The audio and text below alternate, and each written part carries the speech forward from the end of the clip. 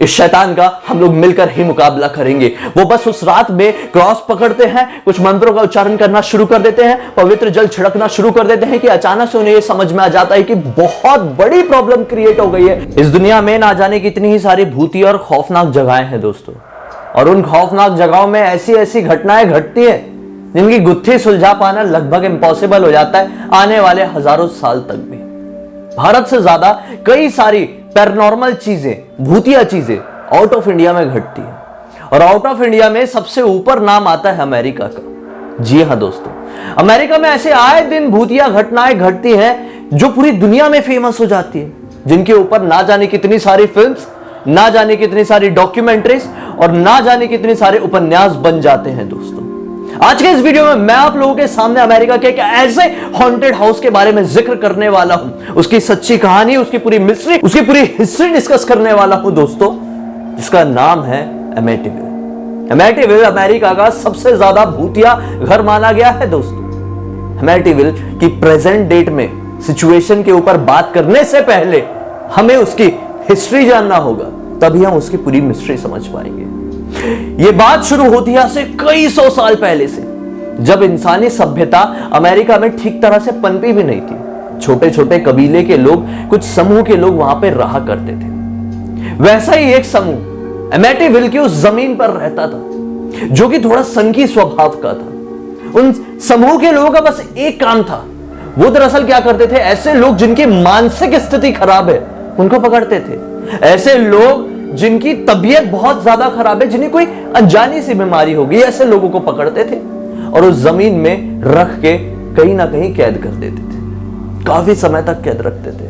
उनके ऊपर ना जाने वो उस जमाने में किस तरह की रिसर्च करते थे, और फिर एक दिन आता था सामने वाले की मृत्यु हो जाती थी। यार उसे कोई बीमारी थी, उसकी दिमागी स्थिति खराब थी, अब उसे आप कैदी बना के रखोगे तो उनकी मृत्यु तो हो ही जाएगी। ऐसा ही काफी सालों तक चलता रहा।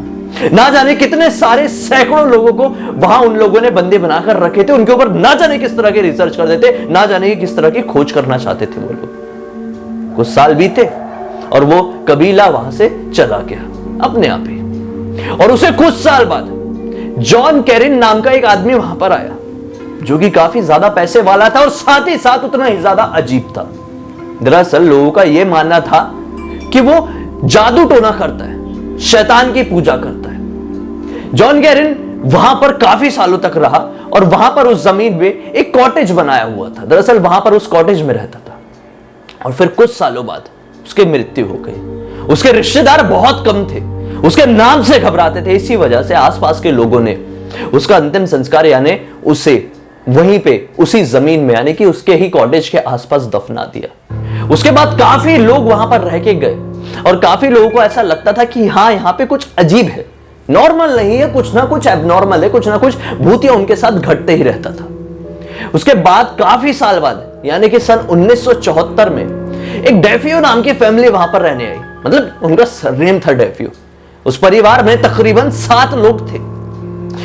उस परिवार के लोगों का यह दावा था कि जगह ना हमें हमारा माइंड वॉश करने पर तुली हुई है। ये जगह पर जब से हम पहुंचे हैं, हमारा विश्वास ईश्वर के ऊपर से कम हो गया है। वो लोग अपना मतलब चर्च जाना छोड़ दिए थे, पूरी तरह से नास्तिक बन चुके थे। उनका ऐसा मानना था कि रात के समय में हमसे मिलने के लिए शैतान आता है, और उसमें से सबसे ज्यादा मानता था शैतान को उस परिवार का मुखिया, जिसका नाम था रोनाल्ड डेफियो। रोनाल्ड डेफियो की एक बड़ी अजीब सी आदत थी कि वो रात रात भर जागता था और दिन दिन भर सोता था। ऐसी तो मेरी भी आदत है, खैर इसमें कोई हैरान होने वाली बात नहीं है। लेकिन रोनाल्ड डेफियो की एक और बहुत ही अजीब सी आदत थी, जो रात के समय शैतान की पूजा करता था और अपने घर वालों को पहचानने से पूरी तरह से इनकार कर देता था। और फिर आखिरकार एक ऐसा दिन आया जिस दिन रोनाल्ड की हरकतें पूरी तरह से बदल गई, और उसी रात यानी 13 नवंबर सन 1974 की रात रोनाल्ड ने अपने पूरे परिवार की गोली मारकर हत्या कर दी। 6 की 6 लोग रात के समय, आधी रात के समय मरे हुए पड़े थे। रोनाल्ड भागते हुए अपने दोस्त हैरी के घर पहुंचता और उसको बताता है कि मेरे घर में कोई घुस गया था और मेरे परिवार के सारे लोगों की गोली मारकर हत्या कर दी। हैरी बड़ा घबरा जाता है, तुरंत पुलिस वालों को फोन करता है। पुलिस वाले तुरंत ही रोनाल्ड के घर पे पहुंचते हैं तो ये पाते हैं कि 6 लोग सचमुच में मरे पड़े हैं। फिर आखिरकार पुलिस वालों को रोनाल्ड के कमरे से एक गन मिलती है, जिस गन में उसके ही फिंगरप्रिंट्स थे। काफी पूछताछ के बाद रोनाल्ड ये कबूल कर लेता है कि अपने परिवार वालों की हत्या मैंने खुद अपने हाथ से की है और मुझे यह करने के लिए शैतान ने मजबूर किया था। उसके ऊपर कोर्ट केस हो जाता है, उसे 1 उम्र कैद नहीं बल्कि 6 उम्र कैद दी जाती है। हैरान होने वाली बात है दोस्तों। इस किस्से के ठीक 13 महीने बाद वहां पर एक और परिवार रहने आता है जो कि था लुत्ज परिवार। जी हां दोस्तों, लुत्ज परिवार को सब कुछ पता था कि इस घर की हिस्ट्री क्या है, कि कई साल पहले यहां पर कितने सारे लोगों को बंदी बनाया गया था, यहां पर कितने सारे लोगों की मौतें हुई है, कितनी सारी आत्माएं यहां पर होगी। उसके कुछ साल बाद यहां पर एक ऐसा आदमी आया जो शैतान की पूजा करता था, उसकी मौत हुई, उसको भी यही दफनाया गया। और फिर आज से 13 महीने पहले वहां पर डेफियो परिवार के 6 लोगों की हत्या कर दी गई थी, लेकिन फिर भी लुत्ज परिवार वहां पर रहने के लिए आया। लुत्ज परिवार की जो मुखिया थी, वो जो मतलब लुत्ज परिवार में लगभग 5 लोग थे, पति पत्नी और उनके 3 बच्चे। तो जो पत्नी थी उसका यह मानना था कि हम लोग तो यहां रहेंगे, ये बड़ा ही प्यारा घर है, एमेटिवल हम इसका नाम रखेंगे, और यहां पर हम लोग रहने से पहले एक बार प्रीस्ट से पूजा पाठ करवा लेंगे, मतलब इस घर का शुद्धिकरण करवा लेंगे। वो लोग घर पहुंचने वाले ही होते हैं, वो फोन में बात कर चुके होते हैं प्रीस्ट से, प्रीस्ट भी उसी समय घर पहुंच जाता है और घर को शुद्ध करते करते घर के ऊपरी माले में पहुंचता है तो ये पाता है कि ये ऊपरी वाला माला तो पूरी तरह से ठंडा है, लेकिन ये मौसम तो थोड़ा थोड़ा गर्मी का था, लेकिन अभी उसे कैसे ठंड लग रही थी वो हैरान हो रहा था। थोड़े बहुत मंत्रों के उच्चारण करता ही है कि अचानक से मक्खियों का झुंड उसके ऊपर इकट्ठा हो जाता है। वो और आगे बढ़ने की कोशिश करता है तो उसे यह फील होता है कि इस घर में ऊपरी वाले माले में कुछ ऐसी अनजानी शक्ति है जिसे मैं देख नहीं सकता, सिर्फ महसूस कर सकता हूं। उसे बचने के लिए, उसे भगाने के लिए पवित्र जल उसके ऊपर छिड़कता है, पूरे कमरे में पवित्र जल छिड़कने की कोशिश करता है, लेकिन अचानक से उसे एक जोर का थप्पड़ पड़ता है और उसे ऐसा लगता है कि उसके कान में आकर किसी ने यह बोला है कि यहां से निकल जा, ये मेरा घर है। वो बहुत ज्यादा घबरा जाता है। आगे प्रक्रिया किए बिना कुछ ही वो तुरंत भागने की कोशिश करता है, अपनी कार में जाके बैठ जाता है। मिसेस लुत्ज जो थी उसे जाकर कहती है कि क्या हुआ, क्या परेशानी है, आप हमें बताइए। तो वो उन्हें घबराना नहीं चाहता, तो उन्हें डराना नहीं चाहता था, मतलब कुछ बताता नहीं है और निकल जाता है। बस ये कहते कहते निकलता है कि जितना हो सके ऊपर वाले माले के रूम का कम ही यूज करें, आप लोग ज्यादा से ज्यादा नीचे ही रहा करें। जब वो लोग वहां पर रहना शुरू करते तो बस उसके कुछ ही दिन बाद से उस घर में अजीब अजीब तरह की एक्टिविटीज शुरू हो जाती है। कभी कोई कोल्ड स्पॉट्स बन जाता है, मतलब कहीं जाते तो गर्मी और कहीं जाते तो अचानक से ठंड, है कि घर में ये कैसे पॉसिबल है यार। और फिर धीरे धीरे करके उन्हें उस घर में अजीब अजीब सी आवाजें सुनाई देने लगी। रात में वो सोते थे तो फर्नीचर अपनी जगह बदल देते थे, कभी दरवाजे अपने आप खुल जाते थे, तो कभी कभी लोगों को बहुत सारी बीमारियां होने लगती थी। स्लीपिंग पैरालिसिस की प्रॉब्लम, कभी स्लीप वॉकिंग की प्रॉब्लम, तो पता नहीं कौन से प्रॉब्लम उनको होने लगी थी। धीरे धीरे करके वो लोग समझ गए कि इस घर में कोई ना कोई रहता है, क्योंकि उस घर में उनकी जो बेटी थी, वो बेटी ये दावा करने लगी थी, छोटी सी बच्ची थी, उसे दावा करने लगी थी कि मुझे इस घर में एक और बच्ची दिखाई देती है जिसका नाम रोजी है और वो दरअसल बहुत ही प्यारी दिखती है, उसकी आंखें पूरी तरह से लाल है। वो ये कहती है कि उसे हर तरह की भाषा आती है, वो हर तरह के इंसान का रूप भी बदल सकती है। और हैरान होने वाली बात यह है कि रोजी नाम की वो बच्ची जिसकी लाल लाल आंखें थी, वो परिवार के किसी और सदस्य को दिखाई ही नहीं देती थी।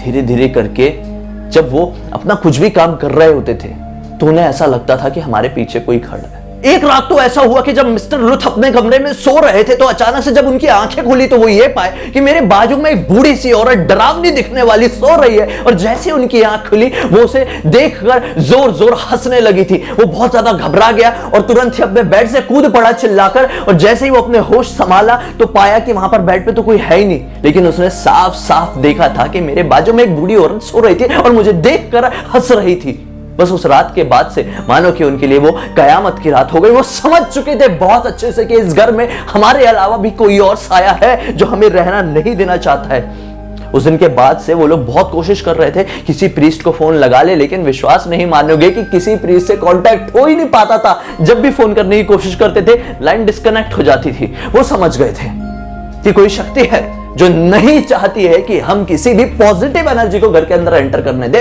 इसीलिए वो लोग डिसाइड कर लेते कि बस आज की रात हम लोग मिलके ही इस शैतान को घर से भगाएंगे, इस शैतान का हम लोग मिलकर ही मुकाबला करेंगे। वो बस उस रात में क्रॉस पकड़ते हैं, कुछ मंत्रों का उच्चारण करना शुरू कर देते हैं, पवित्र जल छिड़कना शुरू कर देते हैं कि अचानक से उन्हें यह समझ में आ जाता है कि बहुत बड़ी प्रॉब्लम क्रिएट हो गई है, और बस जैसे तैसे करके वो रात पूरी निकाल लेते। भूत कैसे भाग लेता उनसे, वो तो नॉर्मल लोग थे। उसके बाद से उनके घर में और भी ज्यादा खराब एक्टिविटी होना शुरू हो जाती है, और फिर एक रात सब कुछ उनके घर में तहस महस हो जाता है। फर्नीचर गिर जाते हैं, बर्तन गिर जाते, सारी पेंटिंग्स टूट के फूट जाती है, और मानो कि उनमें से कुछ लोगों को तो ऐसा लग रहा था कि हमारे अंदर शैतान आ गया है। वो लोग डिसाइड कर लेते हैं कि अब हमें इस घर में एक रात भी नहीं गुजारना है। रातों रात वो लोग अपनी कार पकड़ते और वहां से निकलकर मिसेस लुथ की मां के घर पर पहुंच जाते हैं।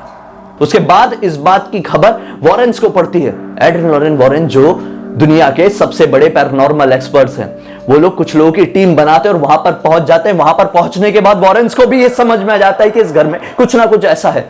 दरअसल लॉरेन वॉरेन के पास एक ऐसी शक्ति थी जिसकी मदद से उसे विजुअल्स दिखाई देते थे कि उस पर्टिकुलर जगह में क्या क्या बीता है। वो समझ जाती है, जैसे उस जगह में पहुंचती है उसे भी विजुअल्स दिखाई देते कि इस घर ने कैसे कैसे दिन देखा है, किस किस तरह के भूतिया राज इस घर के जहन में छुपे हुए हैं। वो समझ जाती है कि इस घर में किसी का भी रहना सेफ नहीं है। उसी समय जो एड वॉरेन थे उन्हें भी जोर जोर के थप्पड़ पड़ते हैं। वो दोनों भी वहां से निकल जाते हैं। उसके बाद सभी लोगों को वो लोग आकर हिदायत दे देते हैं। न्यूज़पेपर में छप जाता है कि एमेटिविल हॉन्टेड है, और जब ये बात की खबर पूरे अमेरिका को पड़ जाती है तो लुथ फैमिली, जिनका ये घर हुआ करता था, वो लोग काफी कम दाम में इस घर को बेच देते हैं और सब कुछ छोड़ छाड़ के जॉर्जिया के लिए निकल जाते हैं। विश्वास नहीं मानोगे दोस्तों, इस घर को खरीदने वाले उसके बाद काफी लोग हुए और सभी लोगों ने यह दावा किया कि हमने तो यहां पर कुछ भी भूतिया एक्सपीरियंस नहीं किया। लेकिन काफी समय बाद जब लोगों की बातें लोगों ने सुने तो ये सोचे कि लुथ फैमिली कहीं अपने आप को लाइमलाइट में लाने के लिए झूठ तो नहीं बोल रही थी।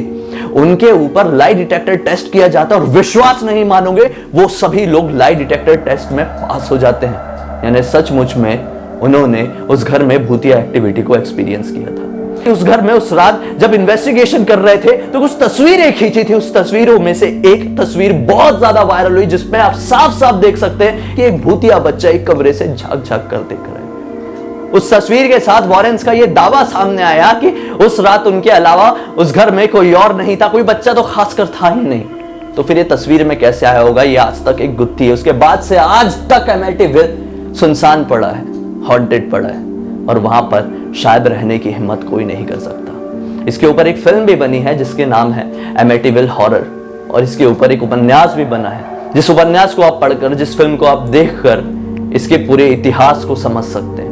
लेकिन वहीं पर जब लुथ फैमिली के साथ लाई डिटेक्टर भी ये साबित कर देता है कि इस घर में कुछ ना कुछ भूतिया था, और दूसरी तरफ बहुत सारे परिवार जो लुथ फैमिली के बाद वहां पर रहने के लिए पहुंचते, वो ये दावा करते हैं कि उन्होंने वहां पर कुछ एक्सपीरियंस ही नहीं किया।